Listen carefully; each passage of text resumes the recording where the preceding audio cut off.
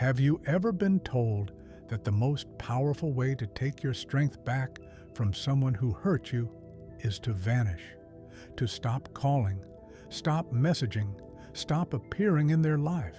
Today, they call it no contact. The Stoics would call it a misunderstanding of power. Because silence can be overlooked, but growth cannot. Marcus Aurelius once wrote, "The best revenge is to be unlike the one who caused the harm." And that is the truth we often miss. You don't win when someone notices your absence. You win when they no longer recognize the person who once needed their validation. So today, forget the idea that disappearing is the ultimate move. There is something far more unsettling than silence, something the Stoics understood long before modern advice ever existed. The discomfort of watching you rise beyond the reach of those who once underestimated you. Stay until the end, because you'll learn how to turn heartbreak into discipline, rejection into clarity, and pain into purpose. Take a slow breath. Let's begin. First, the illusion of no contact. We live in an age where relationships feel like tactics. Ignore them and they'll miss you. Act distant and they'll regret it. Silence is treated like a weapon, as if absence alone could guarantee control.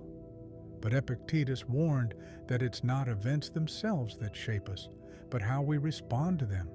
Silence is not a response. It's only a pause. At first, it can unsettle someone, but over time, people adapt. The mind adjusts to absence. It fills the gaps with stories, justifications, and excuses. They may even convince themselves that losing you was their decision. And here's the hard truth.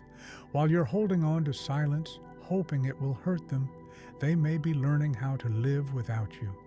So ask yourself this: is your silence a sign of growth or a strategy meant to provoke pain?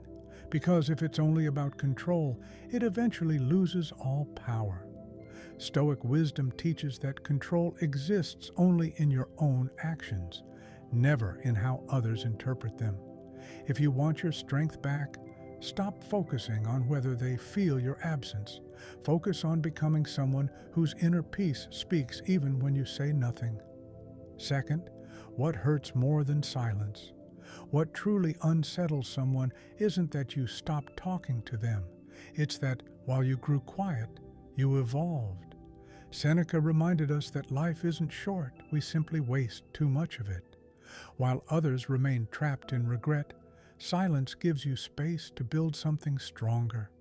Every moment you're not chasing them can become a moment of renewal. You learn, you train, you expand. You rebuild the version of yourself they once overlooked. The real impact doesn't come from distance.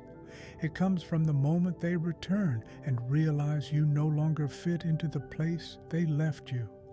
Imagine their confusion when they see you no longer react with need, no longer seek approval, no longer shrink.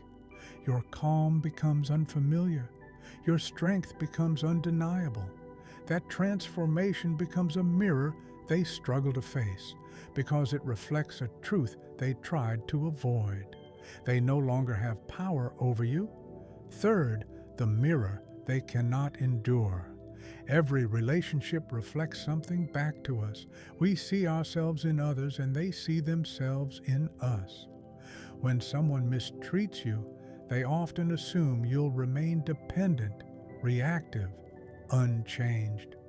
But when you grow instead, when you respond with dignity rather than desperation, you force them to confront who they thought you were. Epictetus said that someone grounded in life does not need approval from the outside. Your growth confronts them with the reality that they misjudged your strength, and that realization cuts deeper than silence ever could. They expected you to fall apart without them. They imagined you waiting, replaying old messages, hoping for contact. Instead, you rose. You created a life that didn't require their permission. You found peace where they left uncertainty. That image of you thriving where they expected collapse destroys the story they told themselves to justify leaving. And perhaps you've felt this yourself before, underestimating someone only to be stunned by who they became. Now, you understand the power of that reflection. It isn't revenge, it's awakening. Fourth, the pain of what cannot be undone. Silence can end. Growth does not. That's why transformation carries more weight.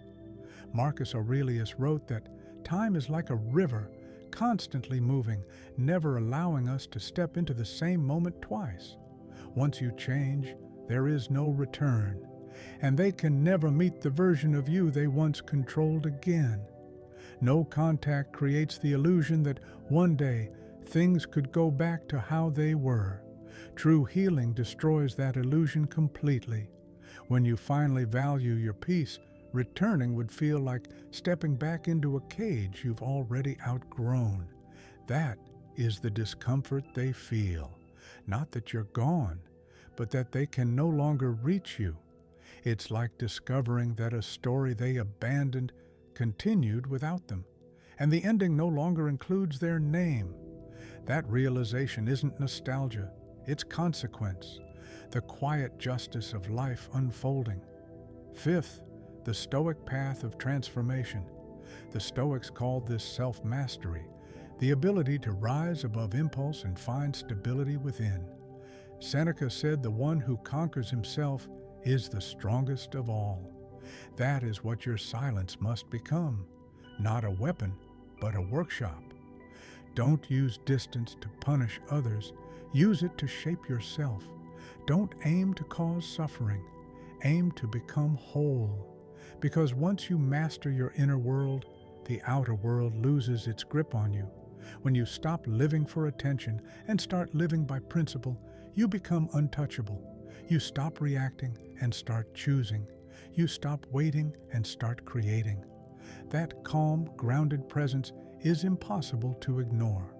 The person who once hurt you may eventually feel the weight of that loss, not because you disappeared, but because you returned as someone free, free from the need to prove, to chase, to control, free to care without attachment and to walk away without bitterness.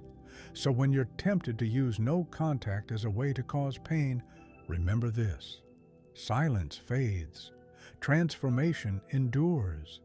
The Stoics never taught escape. They taught endurance, clarity, and mastery. They didn't say disappear so they'll miss you. They said rise so you'll never need to be missed. The real victory isn't when they regret losing you. It's when you no longer need them to. And when that moment arrives, when you look inward and find peace instead of pain, you'll understand what Marcus Aurelius meant when he said, "You have power over your mind, not external events." Understand this, and strength follows. Now let me speak directly to you. Maybe you're still hurting. Maybe someone's distance made you question your worth. Don't waste that pain trying to be noticed. Use it. Let it teach you patience, discipline, and self-respect. Open the book you've been postponing. Take the walk you kept delaying. Build a life that reflects who you're becoming, not who you lost. Not to prove anything, but to honor yourself. Because the true power of no contact isn't found in who misses you. It's found in who you become while they're gone. And when they see you again, not broken, not resentful, but calm and steady, that will speak louder than any silence ever could. Because your transformation will say everything you never needed to explain.